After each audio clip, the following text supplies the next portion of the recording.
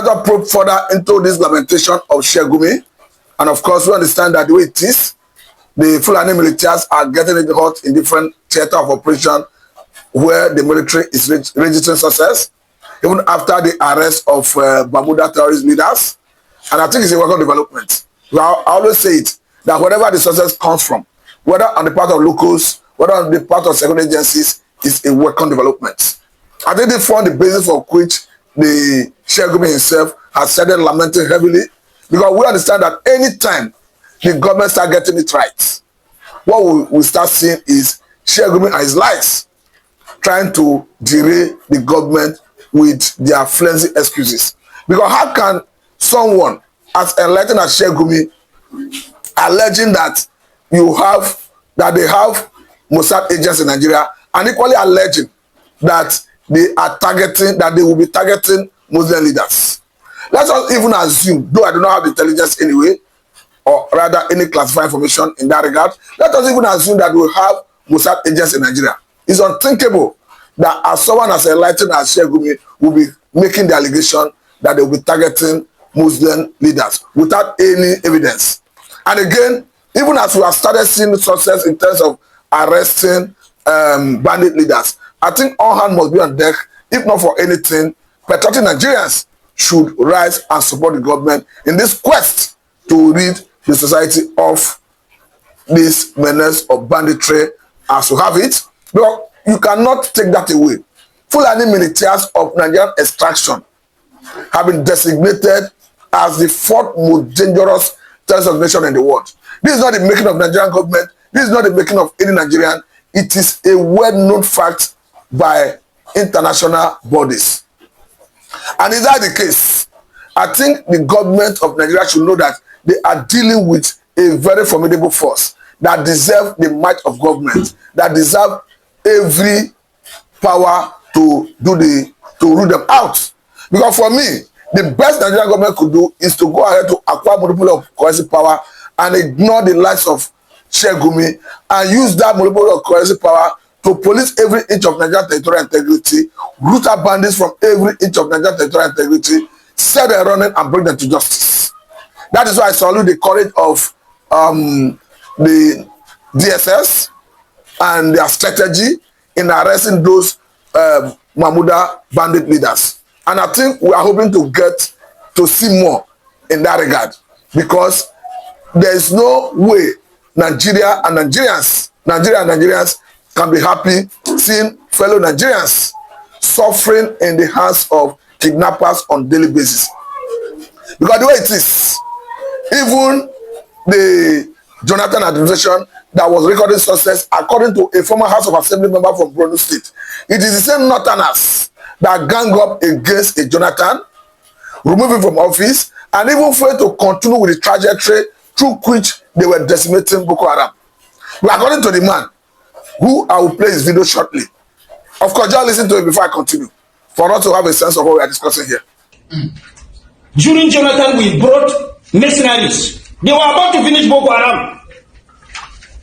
But because of our complacency and personal aggrandizement and personal interest, we asked them to go back. And we are still battling with the issue.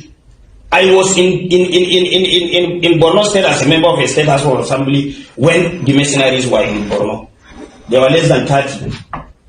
They operate in a place like this. Everybody with a laptop before him, observing what is happening in the bush. The moment they discover an enclave, they will be able to identify how many weapons do they have, what kind of weapons are they using, how many AK-47 do they have, how many explosives do they have. They will take only 3 or 4 people in a chopper, go and clear everything. They will snap pictures before clearing them and bring back exhibit. We are about to finish it. And because of interest, personal interest, that if we allow mercenaries to finish this thing, we are not going to get anything. How much was the bill given by the mercenaries? Even Russia is employing mercenaries to fight for them, isn't it? Are we stronger than Russia? Is there anything wrong if you can bring somebody that can fight for you? There's nothing wrong in that. So having listened to him, you can understand that there are some elements in the north who benefit from this insurgency. who benefit from this banditry, who do not want it to end. That is why some people in the past have even accused some government officials, even some governors in the north, that they are sympathizers of these terror groups and even banditry. Because there is no better way to explain it. What these people are doing is purely crime against humanity. The likes of Toji Bello, the likes of Ada Leru for me should not have peace. Because they say there is no peace for the wicked. That's why I go with the ideology of the former governor of Kaduna State, Malam Nasir El-Rufai, who made it clear that bandits do not resign, bandits do not repent. That the only repentant bandit is one that have died. That any living bandit cannot repent. That his own ideology is to disallow them, send them to the creator who have the ultimate power to judge them. I think that is the way to go. Because if you look at what transpired in the north recently, talking about when even the military personnel arrested a supposed colleague, a repentant Boko Haram who was reintegrated into the Nigerian army. And it was discovered that he wrapped ammunition around his waist, which he ostensibly wanted to send to his colleagues, Boko Haram members in the bush. He was arrested and, of course, he was shamed. So it now go to show that, of course, that laid credence to the point that bandits do not repent. I think what happens in most cases is that their commanders in the bushes, in the forest, will ask them to pretend to have repented, come out and embrace federal government's amnesty. At the end of the day, they'll be integrated into the society, into the army, and their leaders will now start using them to gather intelligence. Because if you look at the other burning down of military base, a formidable military base, I think that couldn't have happened without an actionable intelligence on the part of the bandits, on the part of the terrorists. Because they must have an insider for them to be able to compromise the security of such formidable military base. So that's why I am telling the federal government that Nigerians, particularly the patriotic ones, are solidly behind the federal government to ensure that they deal decisively with the bandits. Of course, there should be no negotiation. There should be no amnesty for bandits. Because even the advocate of negotiation for bandits is unacceptable. Because it exposes Nigerian sovereign state as a weak state. How can you tell an American government, a Russian government, a US government, an Israeli government that they should go and start negotiating with bandits? I think it's unacceptable. That is why I was not happy when I saw the life of Ada Leru having meeting with Zamfara State Governor and Katsina State Governor. This is a terrorist who should be taken out from the battlefield or arrested, prosecuted, or add a deterrent to others. Because if you are negotiating with them, what you are saying is that the life of Nigerians, even military personnel who are dying as a result of their nefarious activities, do not have value. The best the government could do, I repeat, is to acquire people of collective power, smoke them out of their hiding places, set them running, and bring them to justice. There's no better way to say that. Because the way it is, we are seeing Nigerians dying in their numbers.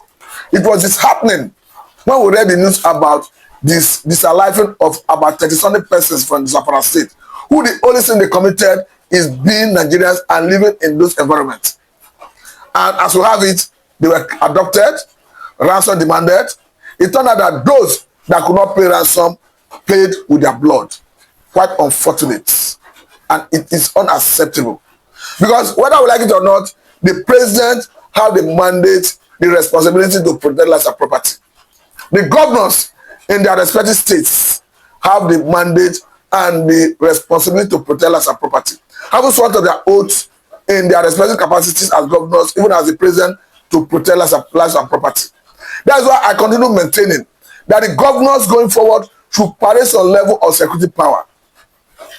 Because they cannot go by the name of the governor and the chief security officer of the state, yet do not command the fly. Going forward, I think they should start commanding some level of security power.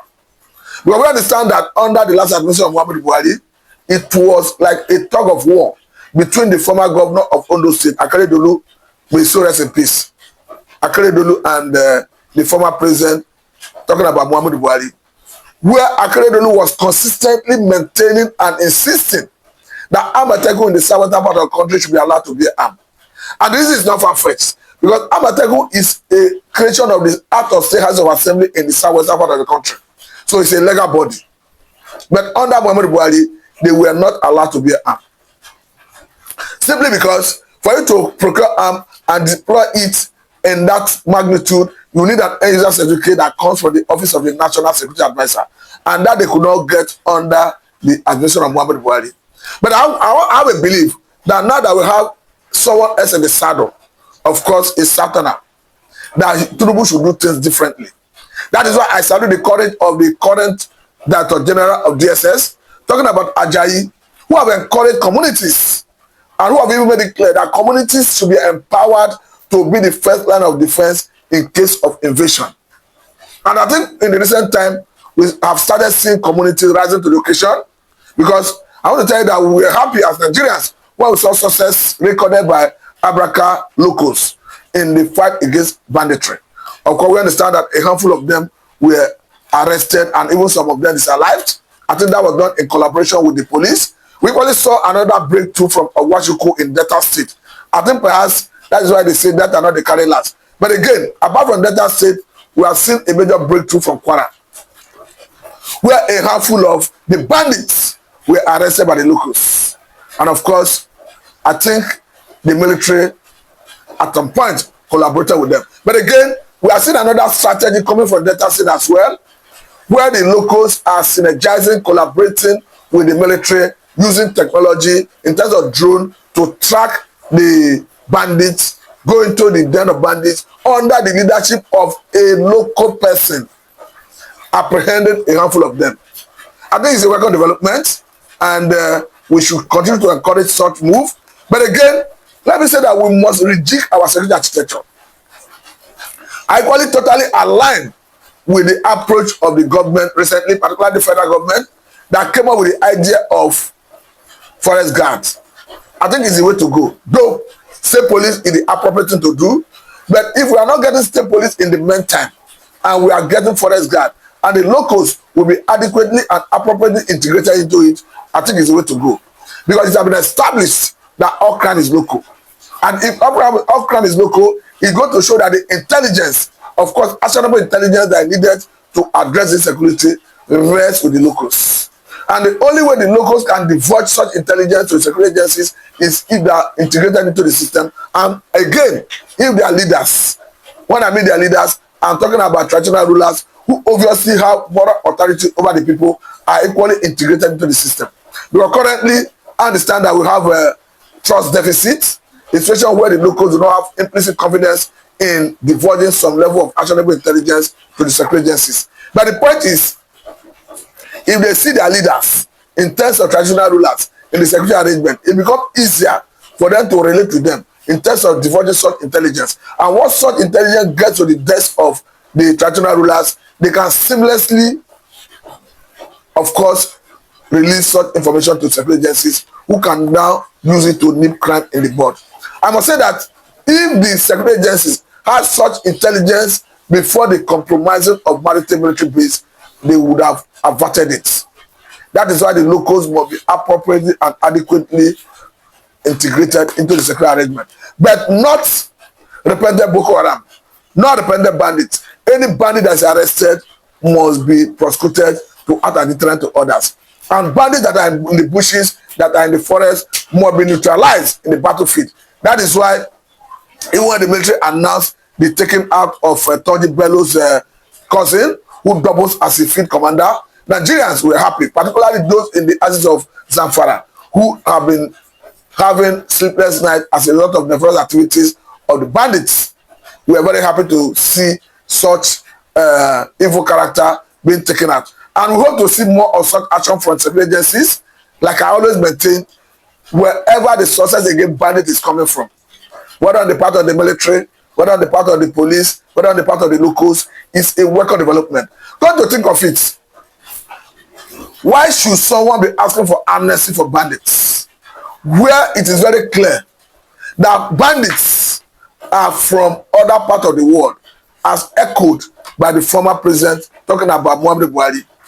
Now, it then go to show that if you are asking for amnesty for them, you are not saying bandits, Fulani militias can start converging in Nigeria from different parts of the world, coming here to obtain amnesty. I must say it's unacceptable. It doesn't matter the opinion of Sheikh Gumi or any other person that may have that ideology. It is unacceptable.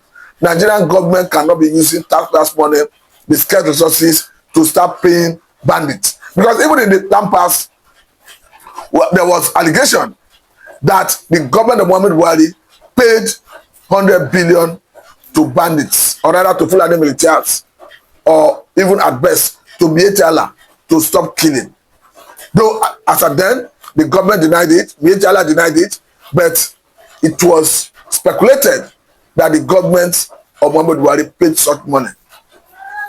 But meanwhile, I will say very big thank you for your time. This is Lamida and Mr. Martin.